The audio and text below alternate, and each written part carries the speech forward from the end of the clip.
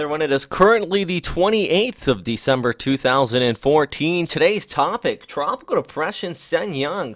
Now out here just towards the east of Mindanao, pushing on toward the west. This is the same area of low pressure we have been talking about for nearly a week now.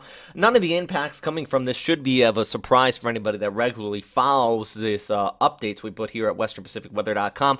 But the big thing is that now that Pagasa has just named this storm system here on Sunday morning, a lot of people are tuning in to the latest forecast on the storm system. So what I really can say at this time is the big threat from this is the fact that it is bringing a lot of rainfall. It's moving at an exceptionally slow pace. So we're going to be looking at some areas 200 to 300 millimeters possibly could occur, especially here into northern portions of Mindanao. That's really where the heaviest is going to be, even southern portions of Leyte. Main reason, as you can see with these arrows, you have the moisture flowing offshore right here, but on the northern periphery it comes onshore. And due to the slow movement of our low, the fact is it's going to be hitting a lot of these mountains here, and it's really going to be piling up. And there in Seniang, you're going to be seeing some of the heaviest precipitation. And I know you're north of the track and away from the center of the circulation, and you may see this track here from Pagasa.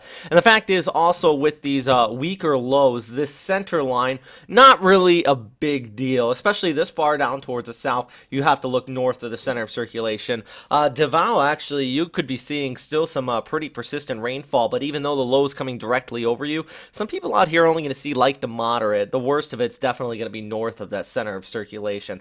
Let's actually take a look at the model outlook. This is starting here on Sunday, and we're going to go ahead through Sunday night into Monday morning. That's when the storm's expected to make landfall.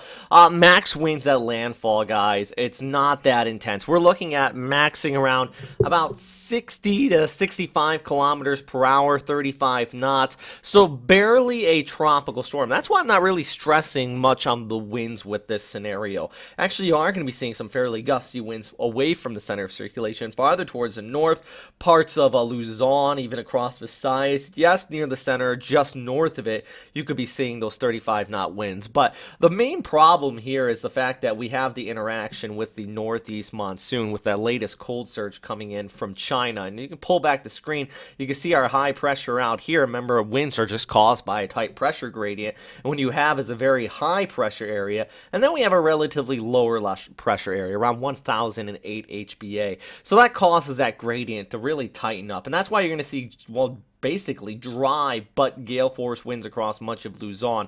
So the worst problem with this, as I mentioned at the start of the update, is the rainfall. Let's go throughout the day here on Monday. The rain just continues to persist. Even across Cebu, you're still seeing these showers throughout the day on Monday. Heading into Tuesday, the low's just moving at a very slow pace. Reason is we have a high pressure towards the west, tail end of the cold front off here towards the northeast. That really keeps it kind of just lingering here throughout the day on Tuesday. And finally into Wednesday, conditions start to taper off, and it does look like it could even intensify out here in the Sulu Sea. And that's actually why the Japan Meteorological Agency at this time does expect this to become a tropical storm, but not until after it pushes over the Philippines here and pushes out there towards Palawan. Palawan being part of the Philippines, I guess I should say, until it pushes over towards the Sulu Sea.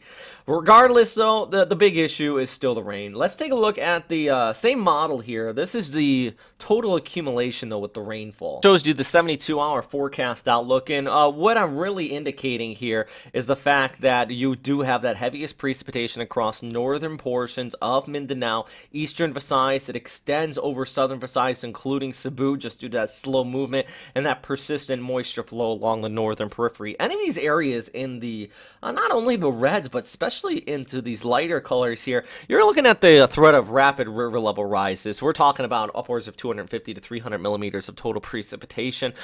Flash flooding is a threat. If you have any friends or if you yourself live in any of these vulnerable areas for flooding, you do want to take extra precautions, prepare for that.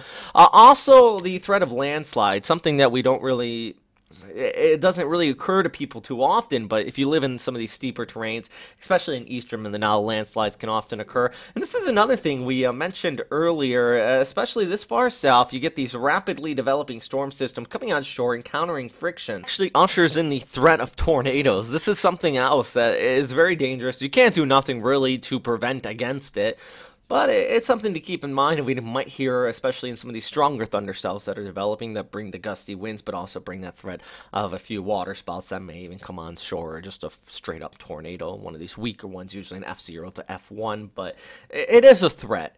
At the very least. I think the bigger issue and the thing that people should worry about is the threat of flooding. But at least at this time, Pagasa has put up signal force warnings in a few areas. Signal force 1, and that really doesn't demonstrate the fact of the threat of the flooding. Remember back in Washi or Sendong 3 years ago, signal force 2 is the highest level raised, and we had 1,200 people that passed away in that storm system. Not saying that's going to happen here by any means. It's just the fact that I don't think the signal force warnings reflect the rainfall, but at the very least, it is bringing some attention to people out here that may not know otherwise. So there is a tropical depression sitting right off the coast, going to bring some flooding rains over the weekend. Anyhow, that is all for right now. Please continue to check the website and our Facebook page. Also, do want to note when we start talking about the flooding out here in Malaysia, I know we're not discussing it too much in detail. Our biggest viewer base is really concentrated over here in the Philippines. But you can just see, look at this. It looks like a river of moisture. Just these winds flowing on shore throughout the day on Sunday into Monday. It doesn't really let up, guys, at least until Tuesday and the Wednesday. We start to see a little bit of a break, but we still have the scattered showers near the coastal areas. Some areas out here have seen well over 1,000 millimeters in the past week. It's absolutely incredible. And if this low steers down towards the south, as this is indicating coming out of the Sulu Sea across Palawan, I could just make matters worse. This is something to watch a week from now, but hey, let's keep an eye on this. All right, guys, thanks for watching, and as always, stay safe out there.